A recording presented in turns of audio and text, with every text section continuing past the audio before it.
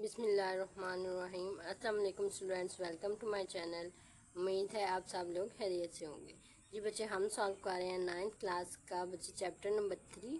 बच्चे ये आपकी जो पंजाब गवर्नमेंट की तरफ से न्यू सिलेबस इंट्रोड्यूस करवाया गया है उसके अकॉर्डिंग है। बच्चे हमने चैप्टर नंबर 2 कंप्लीट कर चुके हैं। हम चैप्टर नंबर 3 की एक्सरसाइज 3.1 कंप्लीट हो चुकी है। आज हम स्टार्ट करेंगे एक्सरसाइज 3.2। 3.2 का क्वेश्चन नंबर 1 आपके पास बच्चे गिवन है, कंसीडर द यूनिवर्सल सेट। ठीक है, यूनिवर्सल मीन जो सबसे लार्जेस्ट सेट होता है उसको बोलते हैं यूनिवर्सल सेट। ठीक है, वो कहता है एक यूनिवर्सल सेट यू गिवन है, इसको यू से रिप्रेजेंट करते हैं। कैसा सेट है, इसके अंदर एलिमेंट एक्स है। एक्स में कौन सी कॉमन प्रॉपर्टी है, वो प्रॉपर्टी की है कि x is multiple of 2। Means जितने भी नंबर मल्टीपल ऑफ 2 में इस रेंज के अंदर, ठीक है, इसे मीन्स 30 से ज़्यादा नंबर नहीं होने चाहिए। ठीक है, 30 से छोटे या 30 के इक्वल होने चाहिए।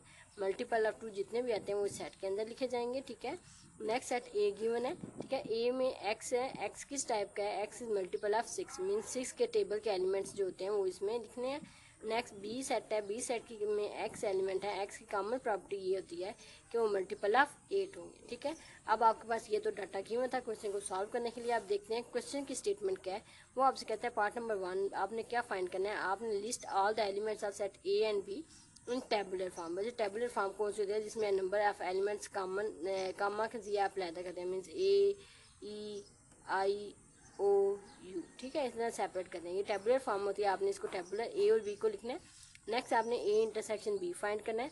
नेक्स्ट स्टेप में अब आपने ड्रा करनी है वेन डायग्राम। ठीक है, तो पहले हम सेट के एलिमेंट्स को लिखते हैं। यू के एलिमेंट्स किस फॉर्म में है, यू के अंदर बच्चे आपके पास एलिमेंट्स आने हैं जी मल्टीपल ऑफ 2, लेकिन किस रेंज के अंदर, लिमिट उनकी होनी चाहिए 30 से छोटे या 30 के इक्वल। ठीक है, हम लिखते हैं 2 के टेबल में 2 आता है, 4 आता है, 6 आता है, 8 आता है, 10, 12, 14, 16, 18, 20, 22, 24, 26, 28 एंड 30। ठीक है, अब आप सोच रहे होंगे हमने 30 तक क्यों स्टॉप किया, तो बच्चे उसने बोला 30 तक होने चाहिए, उससे ज़्यादा बड़े एलिमेंट आपने नहीं लिखे। ये आपके पास यूनिवर्सल सेट लिख दिया।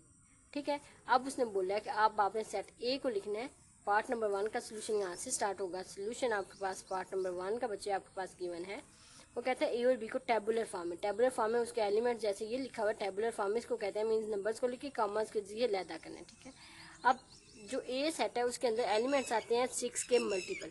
मीन 6 के मल्टीपल 6 का टेबल आपने लिखना है। कितने एलिमेंट्स आपने बच्चे लिखने हैं, जितने इस रेंज के अंदर आएंगे। ठीक है, जो रेंज यूनिवर्सल सेट की है, यूनिवर्सल सेट सबसे बड़ा सेट होता है। उसने बड़ा सेट आपको दे दिया, उसने बोला ये सेट गिवन है, इसके नंबर, इसके एलिमेंट्स भी इससे छोटे ही आएंगे, इससे ज़्यादा एलिमेंट्स जो होंगे वो आपने इस सेट में नहीं लिखने। ठीक है, यूनिवर्सल सेट आपको इसीलिए गिवन है। तो बच्चे 6 के मल्टीपल मीन 6 के टेबल में जो एलिमेंट्स आएंगे वो लिखेंगे। 6 आता है, उसके बाद आपके पास आता है जी 12, उसके बाद आपके पास 18 आता है, उसके बाद आपके पास 24 आता है, देन आपके पास 30 आता है। ठीक है, अब यूनिवर्सल सेट की रेंज है 30 नंबर तक। 30 से बड़े नंबर यूनिवर्सल सेट में नहीं आ रहे, तो फिर बच्चे छोटे सेट में भी वो 30 से बड़े एलिमेंट्स नहीं आएंगे, क्योंकि यूनिवर्सल सेट सबसे लार्जेस्ट सेट होता है। जब लार्जेस्ट के अंदर उसने बोला 30 तक एलिमेंट आएंगे, इससे आगे जो फर्दर एलिमेंट्स हैं वो इस सेट के अंदर नहीं लिखे जाएंगे। जब यूनिवर्सल सेट 30 तक महदूद है, तो फिर आपका ये जो ए सेट ए और बी है ये भी 30 नंबर तक ही जाएंगे, इससे ज़्यादा। ये आपका टेबुलर फॉर्म हो गया सेट ए की। नेक्स्ट सेट बी की आपके पास टेबुलर फॉर्म लिखनी है। सेट बी आपके पास किस टाइप का है, मल्टीपल ऑफ 8। मीन्स 8 के टेबल्स में जो मल्टीपल्स आते हैं वो आपने लिखने हैं। 8 के टेबल में 8, 16, 24। ठीक है, अब 24 से नेक्स्ट मल्टीपल इसका क्या होता है, 32 होता है। 32 तो 30 से बड़ा हो जाता है, तो आपने छोटा इससे लिखना है, लिहाजा ये स्टॉप इधर तक ही हो। ठीक है, ये आपके पास पार्ट नंबर 1 का सोल्यूशन। नेक्स्ट हम पार्ट नंबर 2 का सोल्यूशन फाइंड करेंगे। पार्ट नंबर 2 की स्टेटमेंट आपके पास क्या है, वो कहता है ए इंटरसेक्शन बी फाइंड करें। बच्चे ए इंटरसेक्शन बी किसके इक्वल होता है, आपके पास ए सेट गिवन है 6, 12, 18, 24 एंड 30 के इक्वल।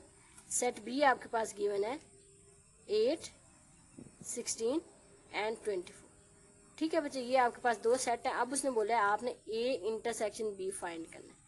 ए इंटरसेक्शन बी बच्चे लिखते हैं वो एलिमेंट्स जो दोनों सेट में मौजूद होते हैं। इंटरसेक्शन के अंदर वो एलिमेंट्स होते हैं जो दोनों सेट के अंदर मौजूद होती है। ठीक है, 6 दोनों के पास नहीं, एक के पास नहीं था, दूसरे के पास मौजूद नहीं है। 12 इसके पास है, इसके पास मौजूद नहीं है। 18 इसके पास भी है, इसके पास नहीं है। 24 इसके पास भी है और इसके पास भी, इसके अंदर आएगा 24।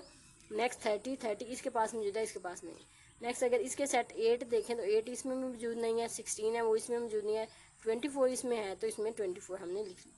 जो देखे जाए जो दोनों सेटों में एलिमेंट हो वो उसको इंटरसेक्शन में लिखते हैं।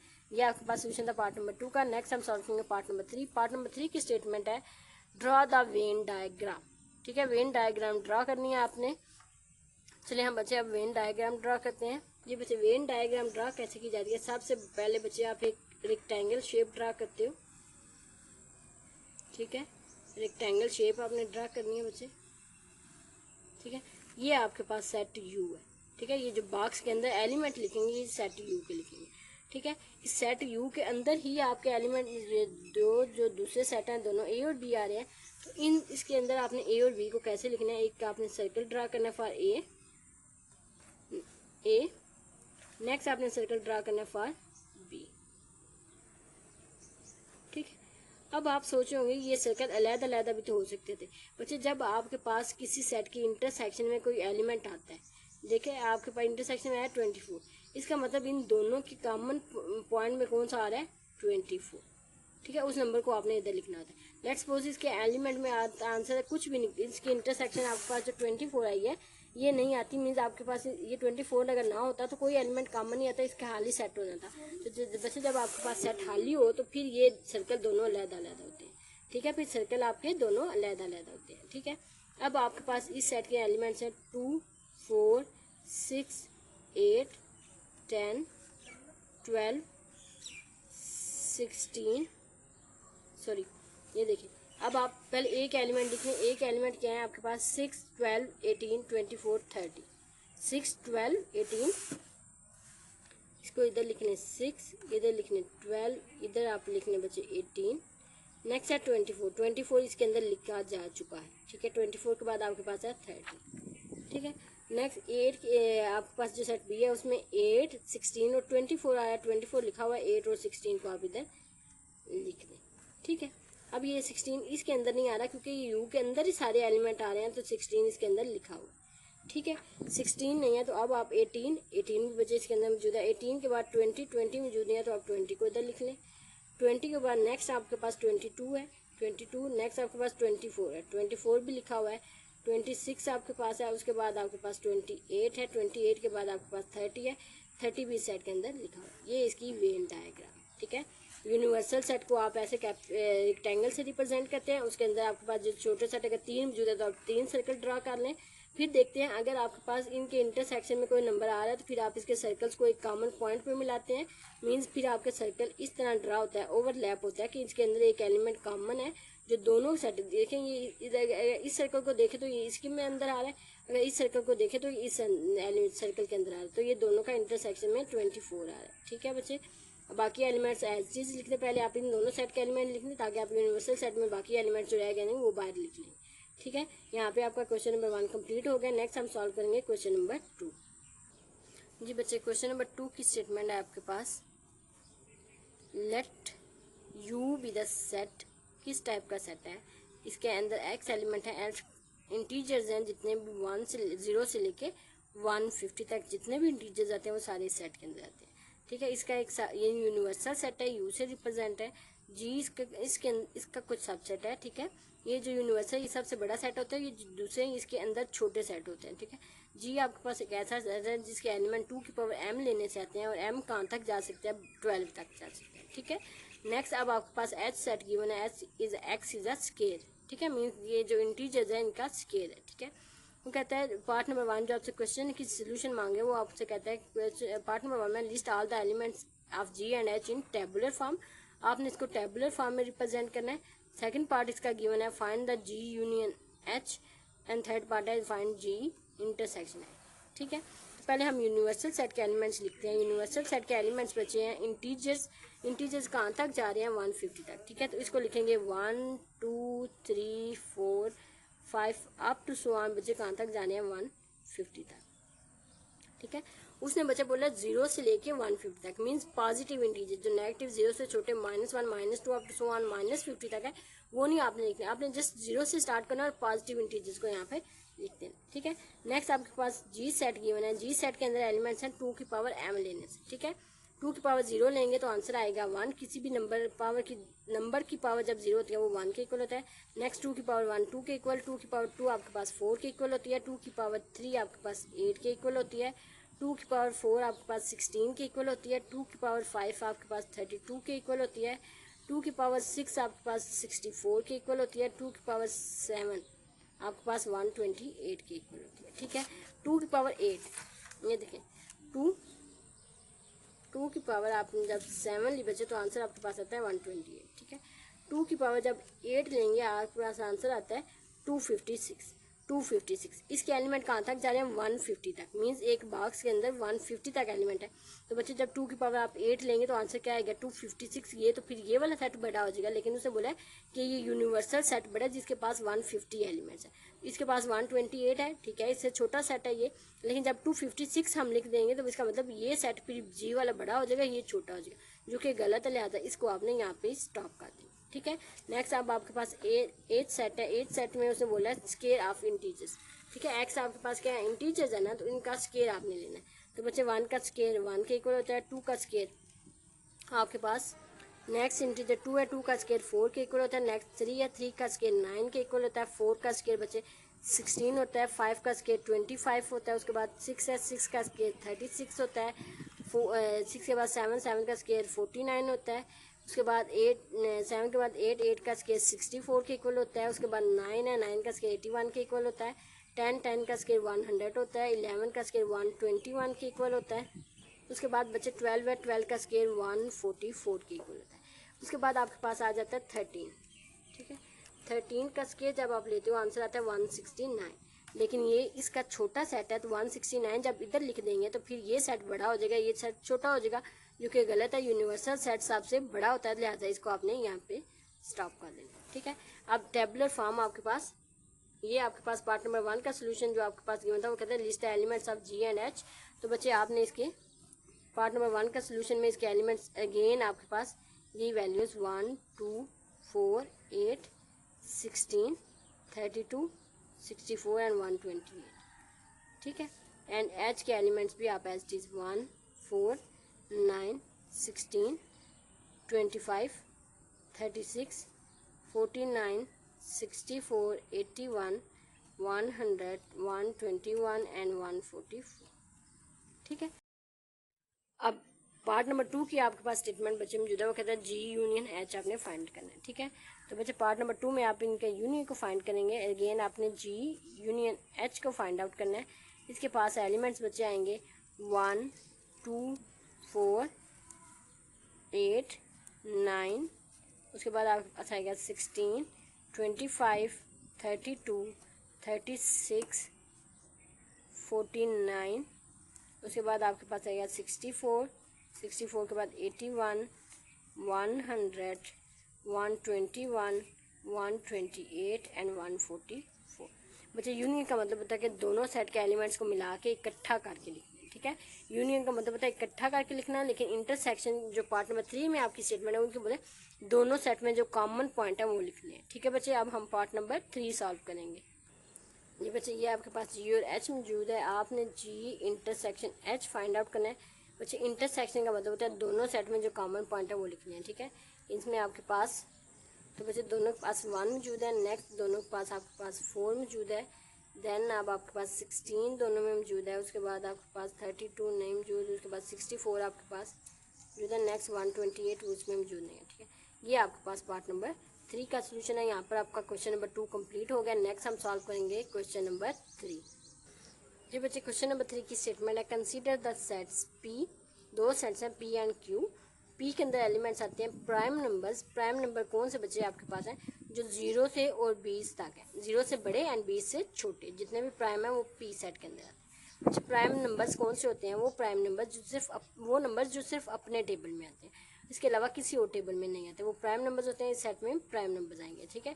क्यू आपके पास ऐसा सेट है जिसके अंदर एक्स एलिमेंट है। एक्स एलिमेंट्स कौन से हैं? जो 210 को डिवाइड करते हैं, 210 को जो नंबर्स डिवाइड करते हैं 0 से लेके 20 तक, ठीक है, वो आपके क्यू सेट के अंदर आएंगे। अब आपकी रिक्वायरमेंट क्या है? आपने प्रूव करना है, फर्स्ट पार्ट में आपने फाइंड करना है P intersection Q, second part में आपने फाइंड करना है पी यूनियन क्यू। पहले आप पी सेट लिखेंगे बच्चे, आपके पास यहाँ पे सोल्यूशन में पी सेट है।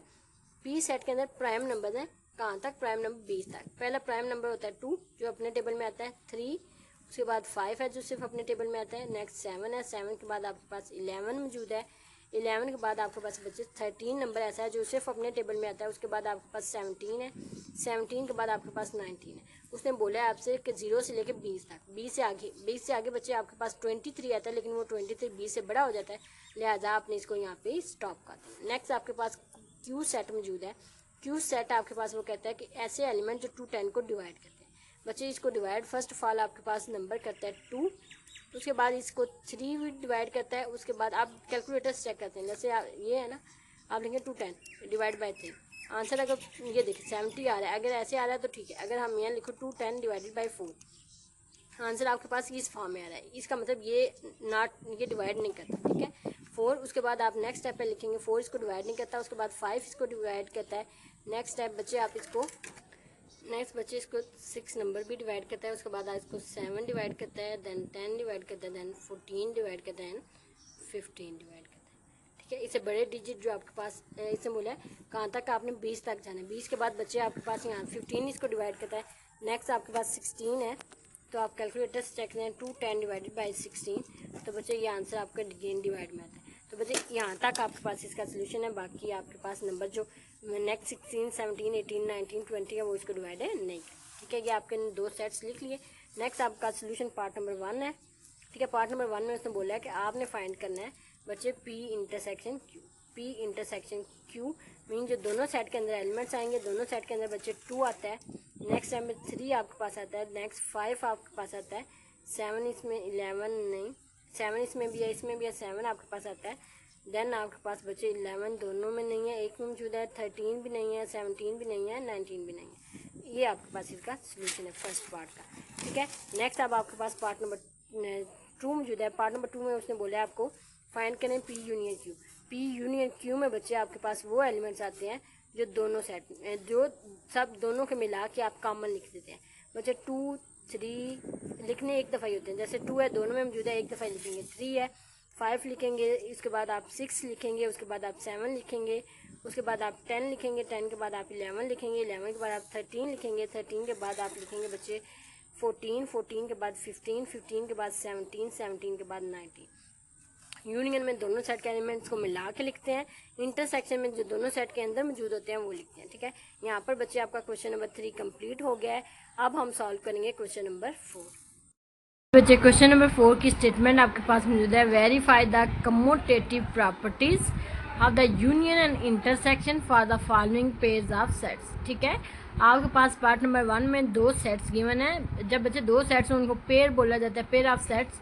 वो कहता है पेयर ऑफ सेट आपके पास गिवन है, आपने इसकी कम्यूटेटिव प्रॉपर्टी यूनियन और इंटरसेक्शन की फाइंड आउट करनी है, ठीक है। बच्चे आपको ये तो पता है कम्यूटेटिव प्रॉपर्टीज होती कौन सी हैं। जैसे आपको पहले सेट के लिए एडिशन पहले मैंने आपको बच्चे चैप्टर नंबर 1 में करवाई थी, तो वो अगर एडिशन के लिए होती तो a plus is equal to B plus A, ठीक है।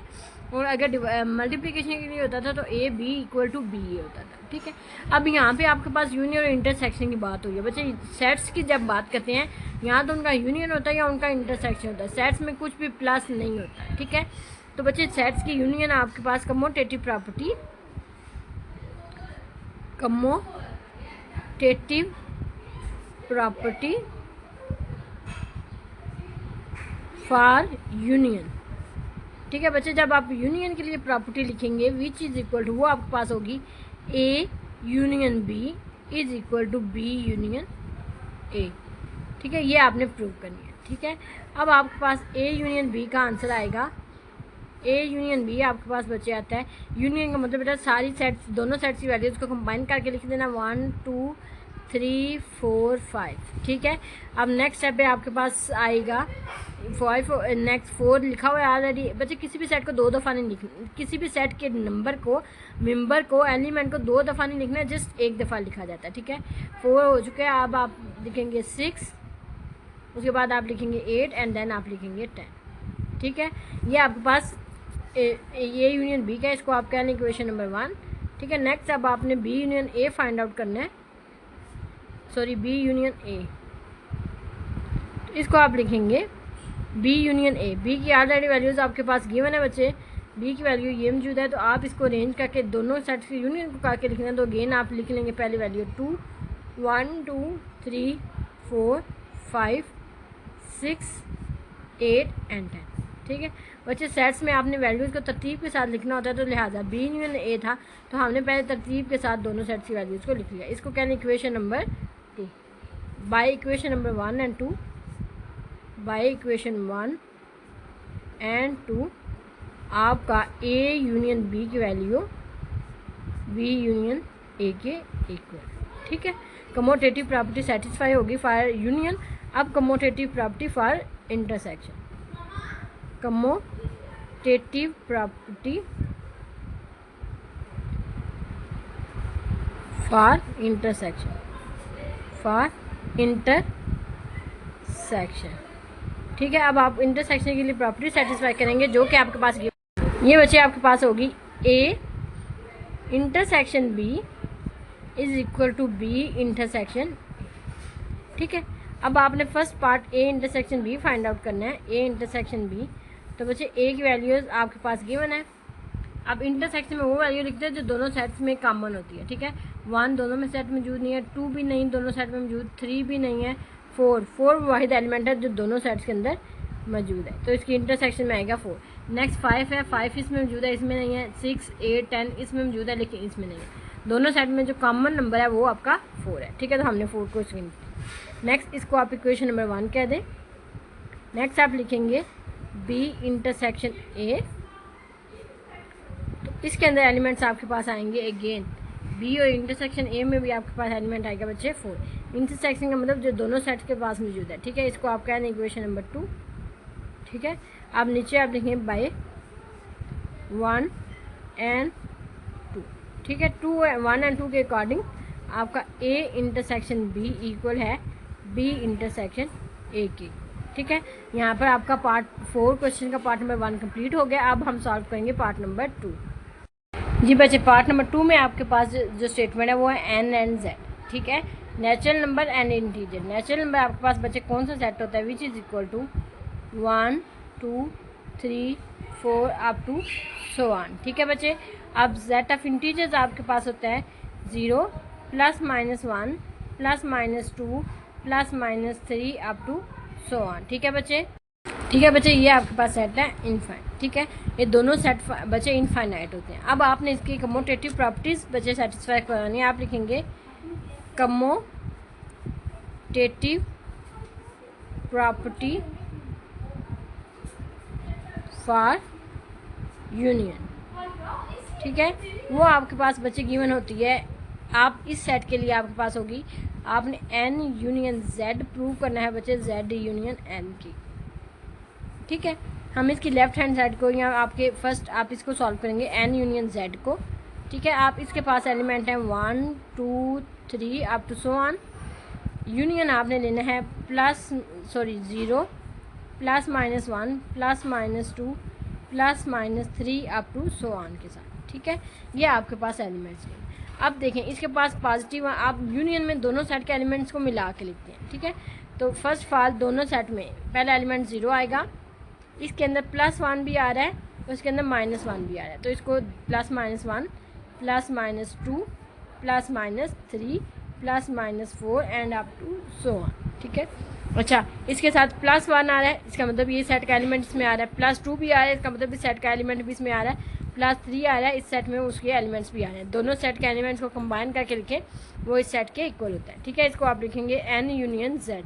ठीक है बच्चे, ये आपके पास बच्चे इक्वेशन नंबर 1 होगी। नेक्स्ट आप इसका सेकंड पार्ट आप सॉल्व करेंगे which is equal to Z union N. ठीक है, अब आप लिखेंगे जेड यूनियन एन। तो बच्चे जेड के एलिमेंट्स पहले लिख लें 0 +- 1 +- 2 +- 3 अप टू सो ऑन। ठीक है, आपने इसका यूनियन लेना है बच्चे 1 2 3 4 अप टू सो ऑन के साथ। ठीक है, अब आप लिखेंगे, अब बच्चे आपने इन दोनों सेट को कंबाइन करके लिखना है, तो आप लिखेंगे अच्छा 0 दोनों का एलिमेंट बच्चे जो एक सेट के एलिमेंट है ना वो लिखना है आपने। दोनों सेट के अंदर जो एलिमेंट्स मौजूद होंगे दोनों को इकट्ठा करके लिखना है। यूनियन का मतलब इकट्ठा करना, ठीक है। 0 इस सेट में मौजूद है, उसके बाद आप +1 इसमें भी मौजूद है, इसमें मौजूद है, +1 लिखेंगे। साथ में बच्चे इस सेट में -1 है वो भी इसका हिस्सा होगा तो +-1। Similarly +-2 +-3 up to so on, ठीक है। तो इसको इक्वेशन नंबर 2 कह दें आप, ठीक है। फ्रॉम 1 and 2 आप इसको लिखेंगे n union z is equal to z union n, ठीक है। Commutative property satisfy. नेक्स्ट अब आपने इंटरसेक्शन करवानी है तो आप लिखेंगे कमोटेटिव प्रॉपर्टी फॉर इंटरसेक्शन वो आपके पास बचे होगी n intersection z is equal to z intersection n, ठीक है। हम इसकी फर्स्ट साइड को सॉल्व करेंगे n इंटरसेक्शन z, ठीक है। अब हम इसको फाइंड आउट करेंगे। जी बच्चे ये n इंटरसेक्शन z के मैंने एलिमेंट्स लिख लिया। अब इंटरसेक्शन का मतलब है जो दोनों सेट के पास एलिमेंट है वो कॉमन करके लिखना है। अच्छा बच्चे इसके पास +1 है, मीन्स जिसके साथ कोई साइन हो तो वो प्लस में होता है ना, ये +1 है, इसके पास भी +1 मौजूद है, ठीक है। तो इसको लिखेंगे 1। नेक्स्ट इसके पास भी 2 मौजूद है, इसके पास +2 2। नेक्स्ट इसके पास भी 3 है, इसके पास भी +3 मौजूद है, तो ये, ठीक है। इसके पास पॉजिटिव एलिमेंट आते हैं, ठीक है, जो कि आपके पास इसके गिवन है, ठीक है। इसकी इंटरसेक्शन में आपके पास एलिमेंट्स आएंगे पॉजिटिव, तो ये आपके पास इसकी इक्वेशन नंबर 1 होगी। अच्छा इसको ये भी लिख सकते हैं, इसको आप चाहें तो इसको n भी लिख सकते हैं क्योंकि n के एलिमेंट्स भी यही हैं, ठीक है। नेक्स्ट टाइम में अब आपके पास बचे आपने इसकी दूसरी साइड को सॉल्व करना है तो आपके पास है z इंटरसेक्शन ऑफ n, ठीक है। तो z के एलिमेंट्स पहले लिखने 0 +-1 +-2 +-3 अप टू सो ऑन, ठीक है। अब आपने इसकी इंटरसेक्शन लेनी है 1 2 3 4 अप टू सो ऑन, ठीक है। तो बच्चे आपकी इसकी इंटरसेक्शन में आप लिखेंगे जो दोनों सेट के पास एलिमेंट है, इसके पास 0 है, इसके पास तो 0 मौजूद ही नहीं है, इसके पास +1 है, इसके पास भी 1 मौजूद है तो 1 को लिख लेंगे। नेक्स्ट इसके पास -1 भी है लेकिन इसके पास -1 नहीं है तो इसको नहीं लिखेंगे, ठीक है। नेक्स्ट आप 2 लिखेंगे, नेक्स्ट आप 3 लिखेंगे और आप 2 सो ऑन चलता जाएगा, ठीक है। तो ये आपके पास इसकी इक्वेशन नंबर 2 होगी। इसको आप चाहें तो इसको आप भी n लिख सकते हैं, ठीक है। अब आप नीचे लिखेंगे फ्रॉम 1 and 2, ठीक है। तो आपके पास n intersection z is equal to z intersection n के इक्वल, ठीक है। तो बच्चे आपकी commutative property under union and under intersection दोनों सेटिस्फाई हैं, ठीक है। अच्छा बच्चे यहाँ पे एक गौर करें तो ये आपके पास देखें जब इंटरसेक्शन आपने लिया तो आपके पास z n की वैल्यू आई, लेकिन जब आपने इसका यूनियन किया तो बच्चे आपके पास यूनियन में इसकी वैल्यू आपके पास ये आ रही थी, ठीक है, which is equal to z के इक्वल, ठीक है। आप चाहें तो आप ये भी लिख सकते हैं, आप लिख सकते हैं इसको कि जब हमने n इंटरसेक्शन z किया तो आपके पास यहाँ z इंटरसेक्शन n किया तो आपके पास आंसर आ रहा था n का, लेकिन जब आपने इसी को n इन यूनियन z किया या z यूनियन n किया आपने तो आपके पास आंसर आ रहा था z की, ठीक है। ये बेसिक जैसे आपने उस दिन किया था, आपको मैंने बताया था z n सबसे छोटा, फिर इसमें w, फिर इसमें इंटीजर, फिर इसमें रैशनल, फिर इसमें रियल नंबर आते हैं, ठीक है। ये आपके पास सेट कार्ड है, इसका मतलब ये से छोटा, जब यूनियन इंटरसेक्शन लेते हैं तो छोटा सेट आता है, जब यूनियन लेते हैं तो बड़ा सेट आता है, ठीक है। ये आपके पास पार्ट नंबर 2 का सोल्यूशन था। नेक्स्ट हम सॉल्व करेंगे पार्ट नंबर 3। जी बच्चे पार्ट नंबर 3 की स्टेटमेंट है, एक सेट ए है, इसके पास एलिमेंट हैं एक्स के, एक्स किस टाइप के हैं, एक्स सॉरी बच्चे यहाँ पे आपके पास जेड नहीं, यहाँ पे आपके पास आर लिखा हुआ, ठीक है। ये आपके पास आर सेट के एलिमेंट, तो बच्चे ये आपके पास आर सेट का एलिमेंट है, किस टाइप का एलिमेंट है, उसने बोला ग्रेटर देन या इक्वल टू 0, मीन्स पॉजिटिव या 0 वाले एलिमेंट है। पॉजिटिव मीन्स एक्स कभी भी नेगेटिव, लेस देन 0 जो होते हैं वो नेगेटिव होते हैं, तो नेगेटिव नहीं है, जस्ट पॉजिटिव है। इस सेट में बी सेट है, बी सेट में आर आ रहा है, आर का मतलब इसमें पॉजिटिव भी है, नेगेटिव भी है और 0 भी, ठीक है। अब ए को आप लिखेंगे, ए के पास एक ऐसे एलिमेंट है, ठीक है, जो एक्स के हैं लेकिन एक्स किस से बिलोंग करता है, आर से, एंड आर आपके पास के एलिमेंट्स होने चाहिए सिर्फ positive, negative elements not acceptable, और बी आपके पास किसके इक्वल है, आर के इक्वल, ठीक है। अगर बच्चे आप ए को लिखें तो आप लिख सकते हैं आर, अच्छा पॉजिटिव है इसका मतलब आर के जो पॉजिटिव नंबर्स वो यूनियन आप इसके साथ लिखेंगे 0, ठीक है। अच्छा बच्चे ये देखें ध्यान से, वो कहते हैं अच्छा इस आर के एलिमेंट क्योंकि रैशनल इरेशनल पॉइंट्स और डिवाइड की फॉर्म में होते हैं ना, अच्छा आर के एलिमेंट जैसे आप नेचुरल नंबर के एलिमेंट लिखते हैं 1 2 3 वैसे नहीं लिख सकते, तो इस यहाँ पे इसकी स्टेटमेंट हमने कवर करने के लिए हमने लिखा है, वो कहता है आर के एलिमेंट्स हैं लेकिन कैसे एलिमेंट है, जो ग्रेटर देन 0 मीन्स पॉजिटिव है और 0 वाला एलिमेंट है, ठीक है। आर पॉजिटिव रिप्रेजेंट करता है सिर्फ पॉजिटिव रियल नंबर्स को, साथ में यूनियन हमने 0 को लिख लिया, वो 0 और साथ में पॉजिटिव नंबर्स आ जाएंगे। नेक्स्ट बी आपके पास मौजूद है जी बच्चे आर की, ठीक है। अब आपने कमोटेटिव प्रॉपर्टीज को सेटिस्फाई करना है। Commutative property for union, for union आप लिखेंगे तो बच्चे ये आपके पास आएगी ए यूनियन बी को आपने प्रूव करना है बच्चे बी यूनियन ए की, ठीक है। तो आप इसको सॉल्व करेंगे ए यूनियन बी, ठीक है। अब बच्चे पहला सेट आर है आपके पास, ए है, ए में कैसे एलिमेंट है आर प्लस वाले यूनियन 0 के वाले, ठीक है, ये आपके पास एलिमेंट है। नेक्स्ट अब आपके पास यूनियन बी के एलिमेंट्स किस टाइप के हैं, आर के एलिमेंट, ठीक है। अब आप बच्चे इन दो सेट्स के जब यूनियन करेंगे तो आपके पास ये पॉजिटिव है, इसके अंदर पॉजिटिव भी है और नेगेटिव भी है, तो इसके अंदर 0 भी है, तो आप इसको लिखेंगे ये सारा आपके पास आर सेट है, ठीक है। मैंने आपको बच्चे जिससे पहले पार्ट किया था उसमें बोला था कि जब आप यूनियन लेते हैं तो बड़ा सेट आता है। देखें ये आपके इसके पास सिर्फ पॉजिटिव नंबर है, इसके पास पॉजिटिव भी और नेगेटिव भी, ये बड़ा सेट हुआ तो लिहाजा यूनियन में इसका आंसर बड़ा सेट आएगा जो कि आर की इक्वल है, ठीक है। सिमिलरली अगर बी यूनियन ए आप करेंगे तो बच्चे ये आपके पास आएगा आर पहले लिख लें, यूनियन आप करेंगे R union R positive union 0 के साथ, तो बच्चे ये आपके पास अगेन यूनियन में बड़ा सेट आता है, तो बड़ा सेट आपके पास आर है, ठीक है बच्चे। क्योंकि आर के एलिमेंट्स को आप कभी भी रिप्रेजेंट नहीं कर सकते, इसमें पॉजिटिव नंबर्स आते हैं, इसमें नेगेटिव नंबर्स आते हैं, इसमें पॉइंट्स वाले नंबर आते हैं, इसमें अंडर रूट्स वाले नंबर आते हैं, इसमें आपके पास डिवाइड वाले नंबर्स आते हैं, ठीक है। तो आप रिप्रेजेंट नहीं कर सकते, लिहाजा इसको इसी के साथ आपने ऐसे काम चलाना है, ठीक है। नेक्स्ट अब आपके पास बच्चे मौजूद है जी ये आपकी इक्वेशन नंबर 1 है, ठीक है। इसको इक्वेशन नंबर 1, ये भी इक्वेशन नंबर 2, फ्रॉम 1 and 2 आप लिखेंगे 1 and 2, ठीक है। तो इसको आप लिखेंगे A union B is equal to B union A, ठीक है। अब आपके पास commutative property for union satisfy होगी। नेक्स्ट हम सॉल्व करेंगे कमोटेटिव प्रॉपर्टी फॉर इंटरसेक्शन। ये बस ये आपके पास इसके एलिमेंट्स मिले हैं। अब आपने कमोटेटिव प्रॉपर्टी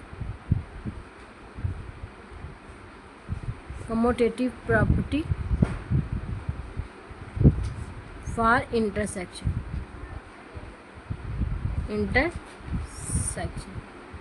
ठीक है, आपने सेटिस्फाई करवानी है, वो होगी आपके पास A intersection B is equal to B intersection A, ठीक है। ये आपने सेटिस्फाई करवानी है तो हम इसको लिखेंगे। तो बच्चे आप इसकी लेफ्ट हैंड साइड को पहले सेटिस्फाई करवा, ये बच्चे लेफ्ट हैंड साइड आपके पास इसकी आपके पास ए इंटरसेक्शन बी है विच इज इक्वल टू बच्चे ए के एलिमेंट्स आपके पास हैं आर पॉजिटिव यूनियन 0, इसका इंटरसेक्शन आपने लेना है आर सेट के साथ, ठीक है। तो बच्चे ये आपके पास एक सेट है, नेक्स्ट आपके पास ये सेट है, ठीक है। तो बच्चे आप इसका इंटरसेक्शन जब लेंगे तो इंटरसेक्शन में आपको पता है छोटा सेट आता है। जब आपने ए इंटरसेक्शन बी जब एन और जेड का किया था तो आपके पास एन आंसर आ रहा था, तो यहाँ पे आपके पास पॉजिटिव इसके पास मौजूद है, इसके पास पॉजिटिव है, तो ये आपके पास आर पॉजिटिव आएगा, ठीक है। इसके अंदर भी 0 आपके पास आ रहा है और इसके अंदर भी आपके पास, तो ये आपके पास बच्चे छोटा सेट आएगा आर पॉजिटिव प्लस 0, ठीक है। नेक्स्ट अब आप इसको आप इक्वेशन नंबर 1 से रिप्रेजेंट कर लें। नेक्स्ट अब आप इक्वेशन नंबर 2 इसको सॉल्व करेंगे बी इंटरसेक्शन ए, तो बी आपके पास बच्चे सेट आर गिवन है, यूनियन आपने इसकी इंटरसेक्शन बच्चे लेनी है आर पॉजिटिव यूनियन 0 के साथ, ठीक है। तो बच्चे ये आपके पास आएगा, ठीक है। अब इन दोनों में से आपके पास इसके पास भी पॉजिटिव मौजूद है, इसके पास पॉजिटिव, तो आर पॉजिटिव दोनों में आएगा। नेक्स्ट इसके पास भी 0 मौजूद है, इसके पास 0, तो इसका यूनियन 0 के साथ, ठीक है। ये आपके पास इसका इक्वेशन नंबर 2 है। यहाँ पे आप कह सकते हैं from 1 and 2 A intersection B is equal to P intersection ठीक है। यहाँ पर बच्चे आपका पार्ट नंबर 3 कंप्लीट हो गया। बच्चे इसमें थोड़ा सा कॉम्प्लिकेटेड पार्ट नंबर 3 था, जो थोड़ा कंसेप्चुअल लिहाज से था। आई होप टू सो आज का लेक्चर आपको समझ में आ गया होगा। इंशाल्लाह नेक्स्ट वीडियो में हम नेक्स्ट क्वेश्चन नंबर 5 को सॉल्व करेंगे। अंटिल देन अल्लाह हाफिज़, टेक केयर।